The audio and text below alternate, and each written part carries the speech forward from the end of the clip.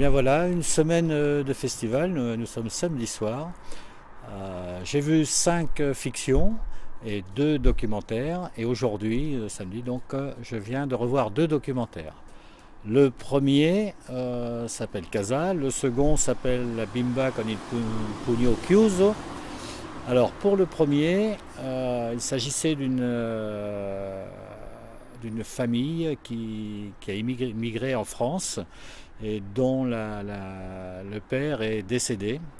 Et la fille a filmé donc cette famille qui va abandonner ses souvenirs, disons, après avoir fait son deuil, qui va abandonner ses souvenirs dans la maison. Donc c'est un film tout en délicatesse, c'est un film à la fois lent et bien structuré, bien monté, qui permet au spectateur de pouvoir réfléchir à sa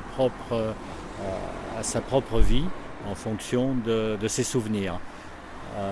La réalisatrice nous a bien expliqué qu'elle a attendu longtemps avant de pouvoir se mettre en scène derrière la caméra, c'est-à-dire un peu disparaître. Et il y a des scènes très émouvantes dans ce film qui s'appelle Casa et que j'ai vraiment beaucoup apprécié. Ensuite, après un buffet malheureusement trop rapide, nous avons vu La Bimba comme une pugno chiuso, que voilà, cette Bimba qui rythme un peu tout le film. Le film consiste en l'interview d'une femme d'une centaine d'années, d'origine sarde, qui vit à Rome et qui a donc vécu la période fasciste et qui raconte ses souvenirs de lutte continuelle. Et à 100 ans, elle continue encore à lutter en allant raconter son histoire et en demandant aux jeunes, aux Bimba, que voilà, encore une fois, aux Bimba, de toujours lutter. Alors lutter pour le droit des femmes, pour le droit de vote, lutter contre le nazisme, contre le fascisme, enfin continuellement lutter.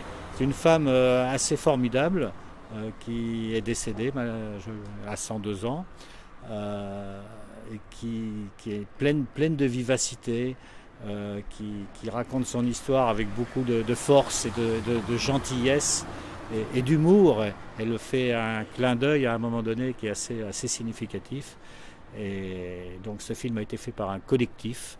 Ils étaient, je crois, 6 personnes. Et 440 personnes ont cautionné, ont apporté de l'argent pour que ce film soit réalisé. Voilà. C'est aussi un très bon film, un très beau documentaire. Donc les 2 documentaires se complétaient en ce sens qu'ils nous ramenaient un peu dans le passé, mais avec des problèmes à résoudre dans le futur. Et La Bimba vous fait au revoir pour ce soir. À demain.